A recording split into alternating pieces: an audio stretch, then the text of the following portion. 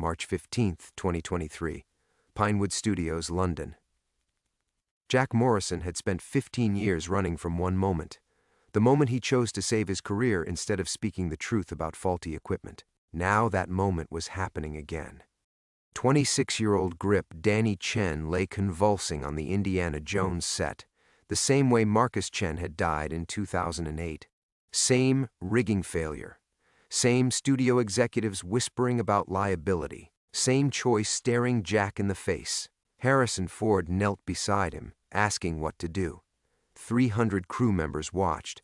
The cameras had stopped rolling, but Jack knew someone was still recording. What happened in the next 10 minutes would either bury Jack's secret forever or expose the cover-up that destroyed his family.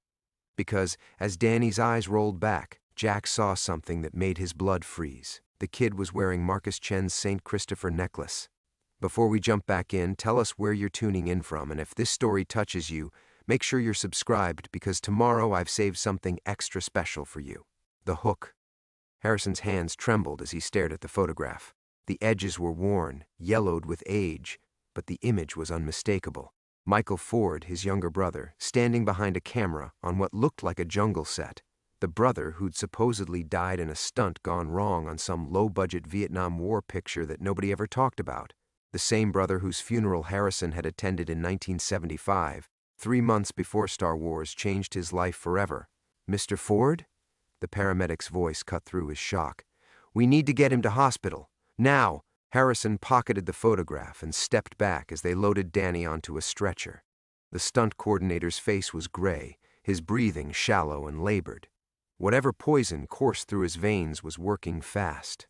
Nobody leaves this soundstage, Detective Inspector Sarah Chen announced as she strode onto the set, her Metropolitan Police credentials already out. 2 uniformed officers flanked her. This is now a crime scene. Harrison watched the crew's faces as Chen spoke. 47 people. He'd worked with most of them before. Raiders, Temple of Doom, Last Crusade. They were family. The thought that one of them had just tried to murder Danny made his stomach churn. But which one? And why? I'll need to speak with everyone individually, Chen continued, starting with whoever found the victim. That would be me. Harrison stepped forward, his Indiana Jones costume suddenly feeling absurd. The leather jacket, the fedora, he was playing a hero while a real mystery unfolded around him. Chen's eyes widened slightly at recognizing him, but she maintained her professional demeanor. Mr. Ford, I understand you were first on scene? Danny was demonstrating a whip sequence when he collapsed. 1 second he was fine, the next... Harrison gestured helplessly at the chalk outline where Danny had fallen. You mentioned a needle mark? Harrison nodded. Fresh. On his neck. Someone injected him with something. Chen made notes on her pad. Did you see anyone near Mr. Reeves before he collapsed? Harrison closed his eyes, trying to replay the moments before disaster struck. They'd been running through the temple escape sequence. Danny had been explaining the whip work to the second unit director, James Whitmore. The camera crew had been setting up for the shot, the usual chaos of a film set. There were maybe a dozen people within 20 feet of him, Harrison said, but I can't pinpoint anyone specific. What about this? Chen held up an evidence bag containing the photograph. My officer found you examining this when we arrived. Harrison's jaw tightened. It was in Danny's pocket. I thought it might be relevant. And is it? That was the million-dollar question. Harrison studied the photo again through the plastic. Michael looked exactly as Harrison remembered him. 23, cocky, always ready to take the dangerous stunt nobody else wanted. He'd been fearless to a fault, until that fault got him killed. The person in the photograph is my brother, Harrison said carefully. He died 25 years ago on a film set, a stunt accident. Chen's eyebrows rose. The same brother whose death launched the safety protocols that Mr. Reeves helped implement? Harrison hadn't known Chen had done her homework that quickly, but he wasn't surprised. Michael's death had been big news in the stunt community. The safety regulations that followed had probably saved hundreds of lives over the decades. Yes, Michael Ford. He died in 1975. Then why would Mr. Reeves have a photograph of him? I have no idea. It wasn't entirely true. Harrison had ideas, terrible, impossible ideas that made no sense. Michael was dead.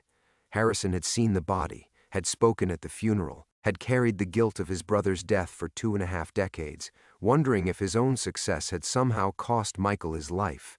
But now someone had tried to kill Danny, and Danny had been carrying a photograph that suggested Michael might still be alive. Chen's radio crackled. "DeChen, we've got something." "Go ahead." Hospital called. "The victim is stable but still critical. They've identified the poison, succinylcholine, muscle relaxant used in surgery, virtually undetectable after a few hours." Harrison felt cold. Succinylcholine was a professional's choice. Someone who knew exactly what they were doing had targeted Danny. Also, the radio continued, "We found something else in the victim's trailer. A file folder labeled Firebase Delta, 1975. Contains production notes from what looks like a Vietnam War film. Firebase Delta." Harrison's blood ran cold. That was the name of the movie Michael had died making. Chen was watching him carefully. "Mr. Ford? Does that mean something to you?" Before Harrison could answer, the lights in the soundstage flickered and went out. Emergency lighting kicked in, casting everything in an eerie red glow. Someone screamed in the darkness. When the main lights came back on 30 seconds later, James Whitmore was on the ground, a syringe protruding from his neck. The killer wasn't done. Introduction. The next 4 hours passed in a blur of controlled chaos. Harrison found himself relegated to the role of observer as the soundstage transformed into a crime scene, complete with forensics teams, additional police officers, and the kind of controlled panic that Hollywood usually reserved for disaster movies. James Whitmore was alive, barely. The paramedics had reached him within minutes, but like Danny, he was fighting for his life in an intensive care unit. 2 men down, and Harrison couldn't shake the feeling that this was far from over. "Mr. Ford?" DeChen appeared at his elbow. "We'll need a full statement, but you're free to go for now. Don't leave London." Harrison nodded absently, his mind elsewhere. Around him, the crew was being released in small groups after giving their statements. He watched their faces, colleagues he'd worked with for years, people he'd trusted with his life during dangerous stunts. The easy camaraderie that usually bound film sets together had evaporated, replaced by suspicion and fear. Sarah Martinez, the script supervisor, caught his eye as she gathered her things. She'd been with him since Raiders, a steady presence who kept track of every detail, every continuity error. Her usually perfect composure was cracked now, her hands shaking slightly as she packed her notebooks. "Harry," she said quietly, using the nickname only his closest crew members dared. "What's really happening here?" He wished he had an answer. "I don't know, Sarah, but be careful, okay? Maybe stay with someone tonight." She nodded, understanding the gravity in his voice. As she walked away, Harrison realized with sharp clarity what this was really about, not just solving a mystery, but protecting the people who had become his second family. The crews he worked with weren't just colleagues, they were the closest thing he had to a real life outside the carefully constructed public persona. The drive back to his Notting Hill flat was a study in London evening traffic, red double-deckers, black cabs, and the kind of misty drizzle that made everything look like a film noir. Harrison barely noticed. His mind kept returning to that photograph, to Michael's face frozen in time, young and alive and impossibly present. Inside his flat, Harrison poured himself 3 fingers of Macallan and sat in his leather armchair, staring at the wall of photographs that chronicled his career. There was one section he usually avoided looking at, a small cluster of pictures from the early days, before Star Wars, when he was just another struggling actor picking up carpentry work to pay rent. Michael was in several of those photos. Harrison rose and approached the wall, studying his brother's face in the dim lamplight. They'd looked remarkably similar, the same angular jaw, the same slightly crooked smile that would later become Harrison's trademark. But where Harrison had learned to be cautious, calculating his risks, Michael had been pure instinct and adrenaline. "You always said you'd live fast and die young," Harrison murmured to the photograph. "You just never said you'd take 25 years to do it." The phone rang, cutting through the silence. Harrison glanced at the clock, nearly midnight. "Ford. Mr. Ford? This is Dr. Patricia Williams at St. Mary's Hospital. You're listed as next of kin for Daniel Reeves?" Harrison's grip tightened on the phone. Danny had no family. The stunt community had become his chosen relatives over the years. Yes. How is he? Stable, but he's been asking for you. He's saying some things that don't make much sense. About your brother? He seems quite agitated. I'll be right there. The hospital corridors smelled of antiseptic and fear. Harrison had always hated hospitals. Too many memories of visiting friends who'd pushed their luck one stunt too far. Danny was in ICU, connected to more machines than seemed possible, but his eyes were alert when Harrison entered. Harry. Danny's voice was barely a whisper. Had to tell you. Don't talk, Danny. Just rest. No. Danny struggled to sit up slightly. Michael, he contacted me 3 weeks ago. Said he had to warn you. Said they were coming. Harrison felt the world tilt. Danny, Michael's dead. You know that. Saw him. Met him in Soho. He looked older, scared. Gave me the photo. Said if anything happened to him, I should give it to you. Danny's breathing was labored. He said to tell you, Firebase Delta isn't finished. What does that mean? But Danny's eyes had closed, and the steady beep of the heart monitor indicated he'd slipped back into unconsciousness. Harrison sat in the uncomfortable plastic chair beside the bed, watching his friend's chest rise and fall with mechanical precision. Outside, London settled into its late-night rhythm, distant sirens, the hum of traffic, the ordinary sounds of a city that had no idea how dramatically Harrison's world had just shifted. If Michael was alive, if he'd really contacted Danny, then everything Harrison thought he knew about the last 20 to 5 years was a lie, and someone was willing to kill to keep it that way. Harrison pulled out his mobile phone with trembling fingers. The ICU was quiet except for the mechanical whispers of life support machines, but his mind raced with fragments of memory he'd buried for decades. Firebase Delta. He hadn't heard that name spoken aloud since Michael's funeral. The number came to him automatically, muscle memory from a time when he'd called it almost daily. His mother's house in Chicago. She was 82 now, living in the same craftsman bungalow where they'd grown up.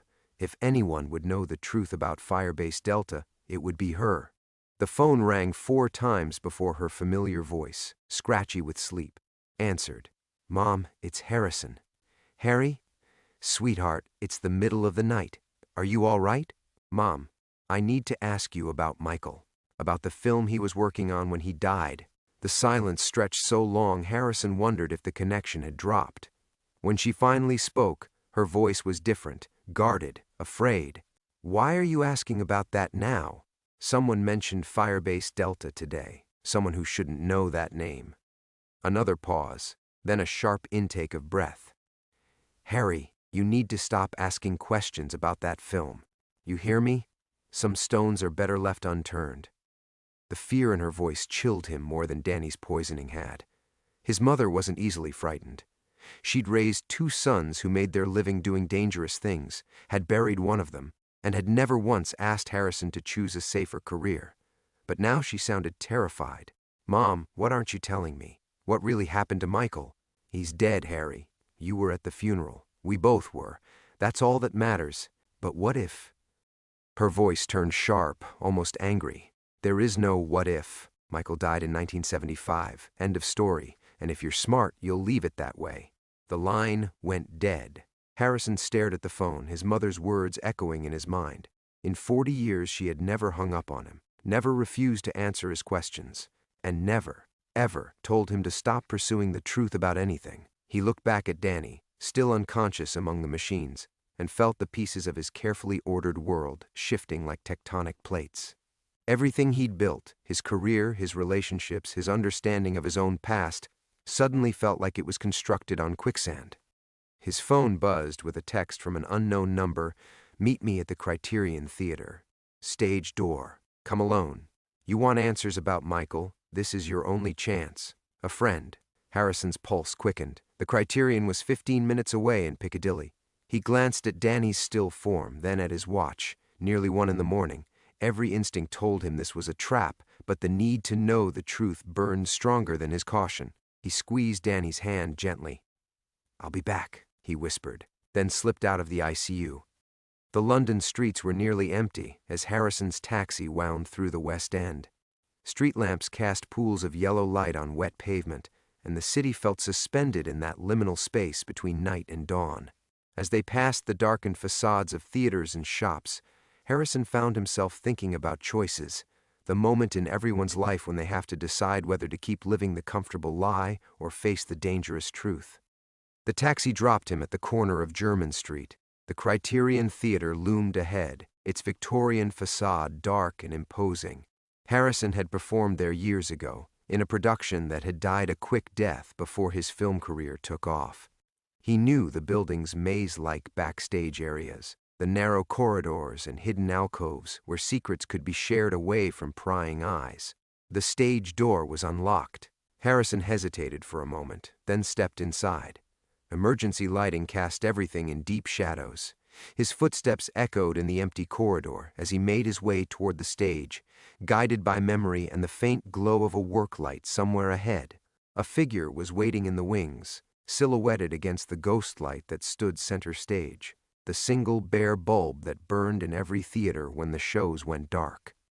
As Harrison approached, the figure stepped forward into the dim light, and Harrison's world tilted completely off its axis. Michael Ford stood before him, 25 years older but unmistakably alive. His hair was gray now, his face lined with the kind of weathered experience that came from decades of looking over your shoulder. But the eyes were the same, intelligent, wary, and filled with a pain that cut straight through Harrison's chest. "Hello, Harry," Michael said quietly. "I guess we need to talk." Harrison couldn't speak, couldn't breathe. The brother he'd mourned, the guilt he'd carried, the life he'd built on the foundation of Michael's death, all of it crumbled in an instant. Michael was alive, and someone had been willing to kill to keep them apart. Harrison's legs gave out. He grabbed the nearest piece of stage rigging to keep from collapsing completely, his knuckles white against the black metal. The ghost light cast harsh shadows across Michael's face, making him look like a specter, which, Harrison supposed, he was. "This isn't real," Harrison whispered. "You're dead. I saw your body." Michael's expression softened with something that might have been sympathy. "You saw a body, Harry. Not mine. That's impossible. The dental records matched because they were supposed to match." Michael took a half step closer, then stopped when Harrison flinched back. "We had a lot of help, people who were very good at making inconvenient truths disappear." Harrison's mind reeled. 25 years of grief, of wondering if he could have saved his brother, of building his entire identity around being the Ford brother who survived. All of it based on a lie. Why? The word came out as a croak. "Because they would have killed you too if I'd stayed dead properly." Michael's voice carried the weight of decades. "And because I was young and stupid and thought I could handle it on my own." Handle what? "Michael, what the hell happened on Firebase Delta?" Before Michael could answer, a sound echoed from the theater's depths, footsteps, moving fast. Michael's head snapped toward the noise, and Harrison saw something in his brother's eyes he'd never seen before, pure terror. "Shit. They followed you." Michael grabbed Harrison's arm. "We have to go. Now. I'm not going anywhere until you tell me." "Harry, listen to me."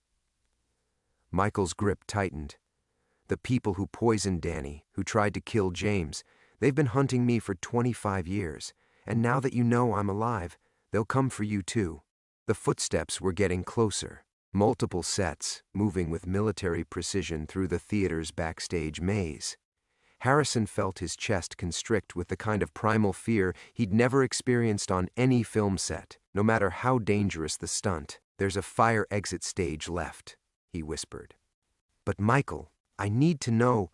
"Later, if we live through this." Michael was already moving, pulling Harrison toward the exit with practiced urgency. They made it halfway across the stage before the lights blazed on, flooding the space with harsh white illumination. Harrison threw his hand up to shield his eyes, temporarily blinded.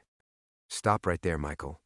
The voice was calm, professional, tinged with an accent Harrison couldn't place. "You've led us quite a chase." As his vision cleared, Harrison saw them. 3 figures in dark clothing, spread across the stage in a tactical formation. They moved like soldiers, but their weapons were the kind of compact pistols that suggested government training. The man in the center, tall, silver-haired, maybe 60, held his gun with the casual competence of someone who'd used it many times before. "Hello, Colonel," Michael said, and Harrison heard resignation in his brother's voice. "Still cleaning up messes for your friends?" The silver-haired man smiled without warmth. "Some messes take longer to clean than others."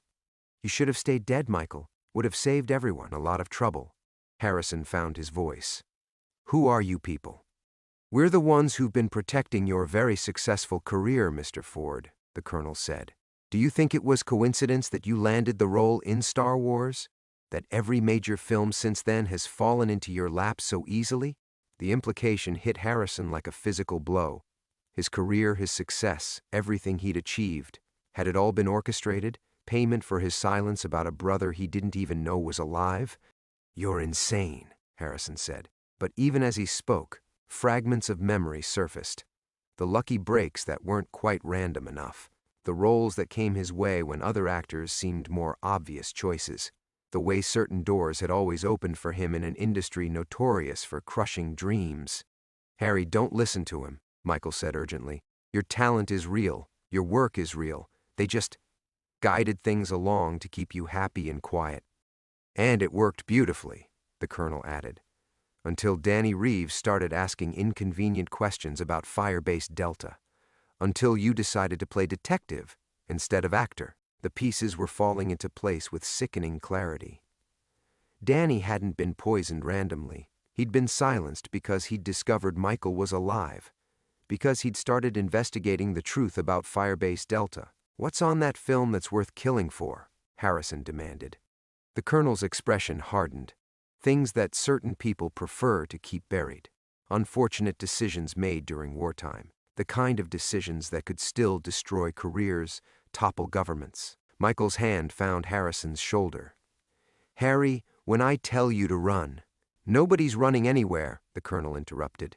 "This ends tonight, both of you."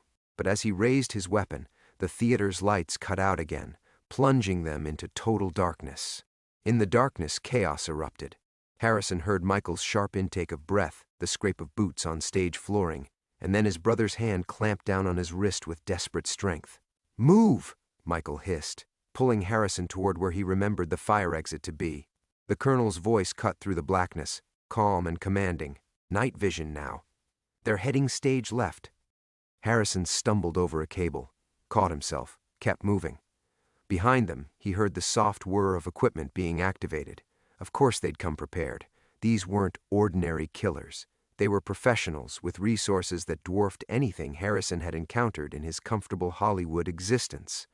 "Here," Michael whispered, his hands finding the fire door's push bar.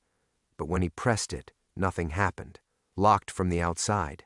"Emergency ladder," Harrison breathed, remembering the theater's layout.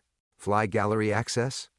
They felt their way along the wall until Harrison's fingers found the narrow service ladder that led to the fly gallery 20 feet above. Michael went first, moving with the silent efficiency of someone who'd spent years hiding. Harrison followed, his hands slipping on rungs slick with decades of theater dust and moisture. Below them, flashlight beams began sweeping the stage, not random searching, systematic, professional, the kind of search pattern that left no hiding place unchecked. They reached the fly gallery just as the lights below began their methodical sweep of the area they'd vacated. Harrison's chest burned from the climb, but Michael was already moving along the narrow catwalk that ran the width of the theater. Every step seemed impossibly loud in the silence. "There." Michael pointed to a maintenance access that led to the theater's ancient ventilation system. "Can you fit through?" Harrison looked at the narrow opening and thought about every stunt coordinator who'd ever called him too old, too careful. "I guess we'll find out." The ventilation shaft was a claustrophobic nightmare of dust and sharp metal edges. Harrison's jacket caught on a rivet, and he had to stop to work it free while Michael waited in the suffocating darkness ahead of him. Through the thin metal walls, he could hear the systematic search continuing below, doors opening, equipment being moved, the quiet murmur of professional voices coordinating their hunt. "Michael," Harrison whispered, as they crawled through the mechanical intestines of the old building. "What you said about my career, how long have they been watching me?" "Since the funeral." Michael's voice was barely audible. "They needed to make sure you never asked the right questions. Making you successful was easier than making you disappear. The words hit Harrison like physical blows. 25 years of believing in his own talent, his own choices, his own life. And it had all been an elaborate lie designed to keep him compliant. How many roles had he earned, and how many had been gifts from invisible puppet masters? But why keep you alive at all? Why not just— "Because I had insurance," Michael said. "Evidence, hidden where they couldn't find it. The original Firebase Delta footage, witness statements, documentation of what really happened there." His voice carried a bitterness that seemed to have aged in darkness. "I thought it would keep me safe. Instead, it just made them patient." They reached a junction where the ventilation shaft connected to a larger air return. Through the metal grating, Harrison could see they were above the theater's lobby. Michael was working at the great screws with a small tool pulled from his pocket, a multi-tool worn smooth by years of use. "Harry, there's something else you need to know," Michael said as he worked. "About Firebase Delta. About why they've spent 25 years hunting me." The grate came free, and Michael lowered it carefully to the floor below. But as he prepared to drop down, Harrison grabbed his arm. "Tell me now. Before we go any further, I need to know what I'm running from." Michael turned in the confined space, and in the dim light filtering up from the lobby, Harrison saw his brother's face fully for the first time since their impossible reunion. The years had carved deep lines around his eyes, but it was more than age. It was the accumulated weight of secrets that had grown too heavy to carry alone. Firebase Delta wasn't just a war movie, Harry. It was a documentary. We accidentally filmed a massacre. American forces executing Vietnamese prisoners. Civilians, including children. Michael's voice dropped to barely a whisper. The footage we shot could have brought down the entire chain of command, maybe changed how the war ended. Harrison felt the air leave his lungs. Jesus Christ, Michael. The military confiscated everything, or thought they did, but I kept one reel, one that showed everything. Michael's eyes were haunted by more than just the memory. 3 members of our crew died in accidents after the confiscation. That's when I knew they'd come for me too. Below them, footsteps echoed in the lobby. The hunt had expanded beyond the stage, and now they know you know, Michael continued. Which means they can't let either of us live. Harrison stared at his brother in the dim light, feeling everything he thought he knew about his own life crumbling like ancient parchment. 25 years, Michael. 25 years I blamed myself for your death. Every stunt I took, every risk I refused to let other people make. It was all because I thought I'd failed to protect you. Harry. No. Listen to me. Harrison's voice cracked with decades of suppressed grief. I built my whole goddamn life around the idea that I was the brother who lived, who had to make something worthwhile out of surviving when you didn't. Every choice I made, every role I took, every time I looked in the mirror, it was all shaped by losing you. Michael's face contorted with pain. I know, God, Harry, I know what it cost you. But if I'd told you the truth— The truth? Harrison grabbed Michael's jacket, pulling him close in the confined space. The truth is that you let me live a lie. You let me carry guilt that was destroying me while you played dead and puppet masters handed me my career like a consolation prize. Below them, the footsteps were getting closer. The colonel's voice drifted up through the building's old bones. Check the mechanical spaces. They're still in the building. But Harrison couldn't stop. The words were pouring out of him like poison from a lanced wound. You want to know what really happened the day you died? I was supposed to be on that set. I was supposed to be there with you, but I took a commercial audition instead. A fucking 30-second spot for breakfast cereal because I thought it might get me noticed. Michael went very still. Harry, no, that's not— I chose my career over being there for you. And then I spent 25 years trying to make up for it, taking every dangerous job, pushing myself harder and harder, thinking if I could just be brave enough, maybe I could balance the scales. Harrison's voice dropped to a whisper. But you were never dead, were you? You were out there somewhere, and I was just playing hero for an audience that was laughing at me. They weren't laughing, Michael said urgently. Your success, your talent, that's real, Harry. They just made sure the right doors opened. How would you know? You've been dead to me for 25 years.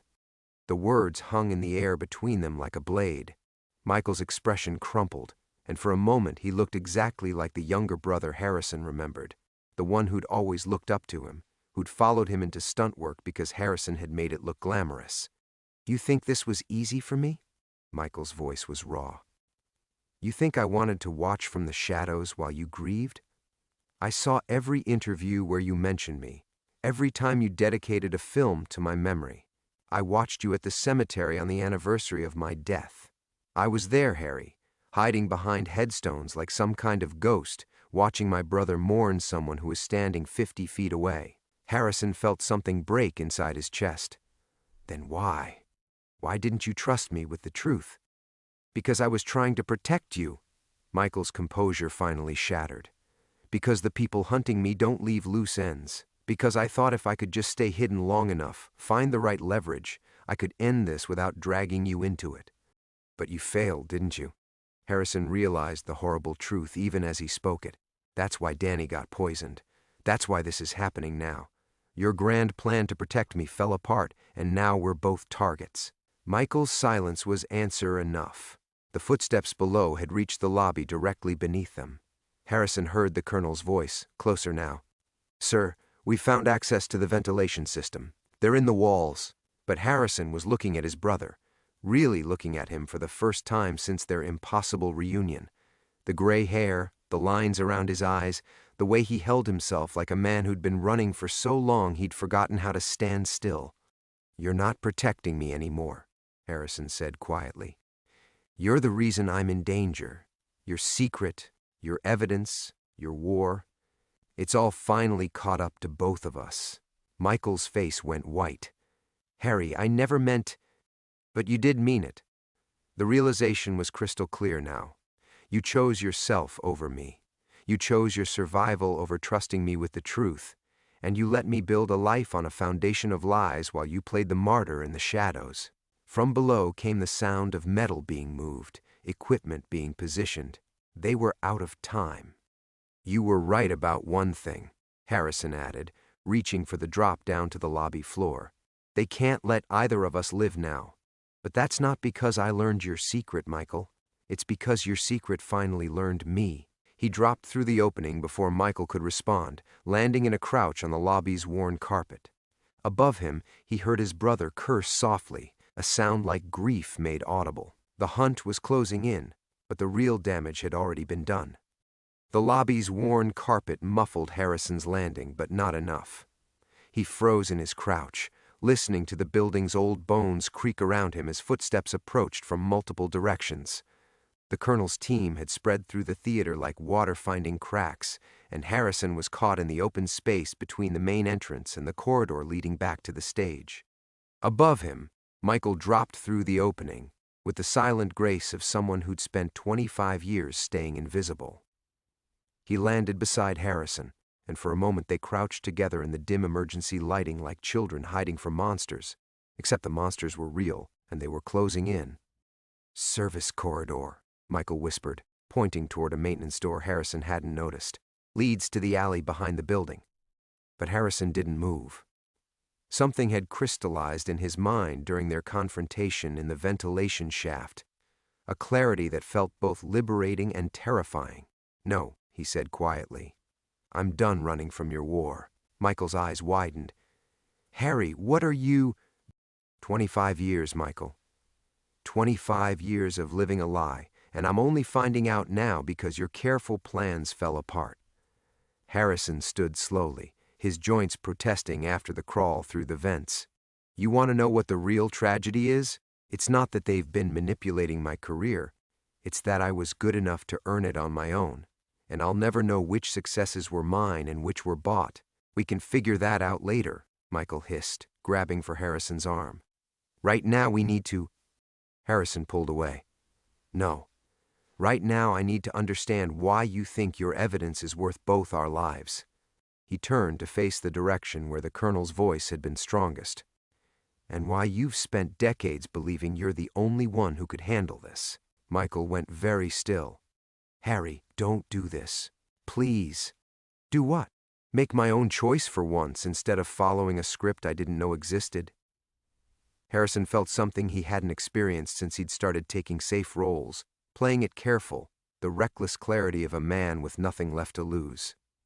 You said you had insurance, evidence hidden where they couldn't find it. So where is it? That's not important right now. It's the only thing that's important. Harrison's voice carried further than he'd intended, and they both heard footsteps change direction in response. Don't you see, Michael? They're not hunting you because you're a threat. They're hunting you because you're a symbol of their failure to clean up completely. But that only matters if your evidence actually exists. Michael's face went through a series of expressions: surprise, fear, and finally something that looked like respect. You always were smarter than me, he said quietly. Then prove it. Where's the Firebase Delta footage? Michael looked toward the approaching footsteps, then back at his brother. When he spoke, his voice carried the weight of a decision that had been 25 years in the making. Safe deposit box. First National Bank on Sepulveda. Box 1847. Registered under the name David Chen. David Chen? Crew member who died in the first accident. I thought using his name would honor him somehow. Michael's laugh was bitter. Turned out it just made me feel worse. The footsteps were close now, maybe 30 seconds away. Harrison could hear the soft whisper of tactical communications, professionals coordinating their final approach. The key? Harrison asked. Michael reached into his jacket and pulled out a small brass key, worn smooth by years of handling. I've carried this every day since 1978. Sometimes I'd take it out just to remind myself why I couldn't come home. Harrison took the key, and as their fingers touched, he saw something in his brother's eyes he'd never seen before: relief. Not the relief of finally sharing a burden, but the deeper relief of finally letting someone else carry it. Harry, Michael said urgently, there's something else, about why they kept you successful instead of just eliminating you. It wasn't just to keep you quiet. They needed you visible, established, credible, because they were afraid that someday you might be the one to tell this story. The realization hit Harrison like a physical blow. They were planning to use me. If my evidence ever surfaced, if the story ever came out, who better to give it credibility than Harrison Ford? American hero, beloved actor, grieving brother seeking justice. Michael's voice was hollow. They turned your career into their insurance policy. Harrison closed his eyes, feeling the last pieces of his carefully constructed life crumble away. Everything, his success, his choices, his very identity, had been shaped by forces he'd never known existed. But underneath the devastation, something else was growing, a cold, purposeful anger unlike anything he'd ever felt. Then let's give them exactly what they're afraid of, he said, opening his eyes to meet his brother's gaze. But first, we're going to survive this. The footsteps had reached the lobby's edge. Time for hiding was over. The colonel stepped into the lobby's dim light like a shadow-given substance, his tactical team spreading behind him with practiced precision.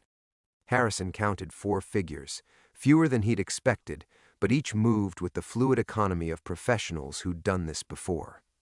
Gentlemen, the colonel said, his voice carrying the same measured tone Harrison remembered from the hospital. This has gone far enough.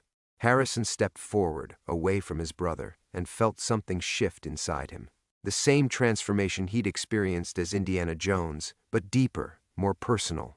This wasn't acting. This was choosing who he wanted to be in the moment that would define the rest of his life. Has it? Harrison asked. Because from where I stand, it's just getting started. The colonel's eyes flicked to Michael, then back to Harrison. Mr. Ford, you're out of your depth. This is a matter of national security that goes back decades. Lives have been lost protecting secrets that could destabilize. Stop! Harrison's voice cut through the practiced speech. Just stop with the patriotic bullshit. I know what Firebase Delta was. I know what you're really protecting. For the first time, the colonel's composure cracked slightly. Then you understand why this can't go public. I understand why you think it can't. Harrison felt the weight of the key in his pocket. But more than that, he felt the weight of 25 years of living someone else's version of his life. But here's what you never considered. I'm not the same man you've been managing all these years. Behind the colonel, one of the tactical team members shifted slightly, and Harrison caught the movement. These weren't government agents, they were contractors, mercenaries, the kind of people who cleaned up messes that official channels couldn't touch. "Michael," Harrison said without turning around, "tell them about the insurance policy you never mentioned to me." Michael's voice was uncertain. "Harry, what are you—" "Tell them about the dead man's switch, the one that triggers if you don't check in every 72 hours. Harrison was gambling everything on his understanding of his brother. The Michael he'd known had always been thorough, always planned for contingencies. The silence stretched for 5 seconds that felt like hours. Then Michael spoke, his voice gaining strength as he understood what Harrison was doing. "Automatic delivery to 7 major news outlets," Michael said. "Complete documentation, the original Firebase Delta footage, witness statements, chain of custody records, all authenticated and verified." The colonel's face went granite hard. "You're lying." "Am I?" Harrison stepped closer, close enough to see the calculation in the older man's eyes. "You've spent 25 years believing my brother was some traumatized kid running scared with stolen film. But he's had a quarter-century to prepare for this moment. Did you really think he'd make it this easy?" "Even if that were true," the colonel said carefully, "the evidence would lack credibility. One man's word against the United States military." "Not just one man's word," Harrison interrupted. "Harrison Ford's word, the credible, established, beloved American icon whose career you so carefully cultivated. The grieving brother whose testimony would give the story exactly the kind of emotional weight that makes scandals stick." The colonel's tactical mistake was written across his face, the dawning realization that their long-term strategy had created the very weapon that could destroy them. "You made me into your insurance policy," Harrison continued, "but insurance works both ways. You can't kill me without validating everything Michael says, and you can't let me live knowing what I know now." Michael stepped up beside him, and for the first time in 25 years, Harrison felt his brother's presence as support rather than burden. "There's a third option," the colonel said quietly. "Which is, we make a deal. Your brother disappears, permanently this time. You return to your life, your career continues, and everyone forgets this conversation ever happened." Harrison felt Michael tense beside him, but he didn't hesitate. "And Firebase Delta remains classified. Some secrets are worth more than individual lives." The offer hung in the air like poison gas. Harrison could see his path back to safety, back to the comfortable lie of his managed existence. All he had to do was sacrifice his brother again, really this time. Instead, Harrison pulled out his phone. "What are you doing?" the colonel snapped. "Calling in the favor you never saw coming," Harrison said, scrolling through his contacts. "You see, there's one thing your surveillance missed. All those Hollywood connections you helped me build, some of them are real friendships. The kind where people answer their phones at 3 in the morning. He found the number he wanted. A journalist who'd covered his films, become a friend. Someone who'd always promised she'd be there if he ever had a real story to tell." 40 years of credibility, Harrison said, his thumb hovering over the call button. "Everything I am, everything you made me into. I'm betting it all on the truth." The colonel raised his hand, and his team tensed. Harrison pressed call. The phone rang once before Sarah Martinez answered, her voice sharp with the alertness of a journalist who'd built her career on calls that came at impossible hours. "Harrison? Jesus, it's 3:30 in the morning. Are you—" "Sarah, I need you to listen very carefully," Harrison said, his eyes locked on the colonel's face. "I'm about to give you the story of your career, but you need to start recording now." He could hear the rustle of movement, the click of equipment being activated. Sarah had covered wars, broken political scandals, earned her credibility in the same trenches where truth was hammered out of lies. If anyone would understand what he was about to give her, it would be her. "Recording," she said simply. "My name is Harrison Ford, and 25 years ago, my brother Michael was murdered by the United States military to cover up war crimes committed at Firebase Delta in Vietnam 1975. The colonel's hand dropped, and his team relaxed slightly. The moment for violence had passed. Any shots fired now would only validate every word Harrison spoke into the phone. Harrison continued, his voice steady and clear. "Michael survived that murder attempt, and has spent the last quarter-century gathering evidence of systematic war crimes, including the execution of Vietnamese civilians and the falsification of military records. That evidence is currently held in Safe Deposit Box 1847 at First National Bank on Sepulveda Boulevard, registered under the name David Chen. He could hear Sarah's sharp intake of breath, could picture her mind already racing ahead to verification procedures, source protection, the careful choreography of breaking a story this large. The man responsible for those crimes and the subsequent cover-up is standing in front of me right now with a tactical team, debating whether it's worth killing a Hollywood actor to keep this secret buried. The colonel spoke for the first time since Harrison had made the call. "Mr. Ford, you're making a mistake that will have consequences beyond anything you can imagine." "Did you get that, Sarah?" Harrison asked. "That was a direct threat from the man who's been manipulating my career for 25 years to keep me compliant." "I got it." Sarah's voice was tight with the controlled excitement of a hunter who just caught scent of prey. "Harrison, where are you? I can have a camera crew." "No crews. Not yet. First you verify the evidence in that safe deposit box. Box 1847, First National on Sepulveda, named David Chen. My brother will provide you with the key and full authentication."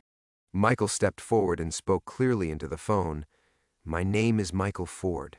I was declared dead in 1978 after witnessing the execution of 17 Vietnamese civilians by U.S. forces under the command of Colonel James Morrison, currently assigned to military intelligence operations in Los Angeles." Harrison watched the colonel's face go pale at hearing his name spoken aloud. After decades of operating in shadows, of being the invisible hand that shaped events, James Morrison was being dragged into the light. "The original footage still exists," Michael continued, "along with witness statements from 3 other soldiers who survived the incident. Everything you need to verify this story is in that deposit box." Harrison ended the call and slipped the key from his pocket, holding it out to Michael. As his brother took it, their fingers touched again, and Harrison felt something pass between them. Not just the weight of evidence, but the weight of 25 years of separation finally lifting. "It's over," Harrison said to the colonel. "Whatever happens to us now, the story's already out there." Morrison studied them for a long moment, and Harrison could see the man calculating odds, measuring consequences. Finally, the colonel stepped back and made a subtle gesture to his team. They melted away into the shadows as silently as they'd appeared. "This isn't over, Mr. Ford," Morrison said quietly. "There are consequences to exposing state secrets that you haven't considered." "Probably," Harrison agreed. "But they'll be my consequences, chosen freely. I haven't had many of those lately." After Morrison disappeared into the night, the brothers stood alone in the abandoned theater's lobby. The emergency lighting cast long shadows between them, but for the first time in 25 years, Harrison felt like he could see clearly. "What happens now?" Michael asked. Harrison thought about his career, about the films he might never make, about the comfortable life he was walking away from. Then he thought about Danny Reeves, lying in a hospital bed because he'd gotten caught in the crossfire of someone else's war. "Now we go home," Harrison said. "We check on Danny. We make sure Sarah has everything she needs to tell this story right." He looked at his brother, really looked at him, seeing not the ghost he'd been mourning, but the man he'd become. "And then we figure out how to be brothers again." As they walked toward the theater's exit, Harrison felt something he hadn't experienced in decades. The weight of truth, heavy but clean, like good stone in his hands.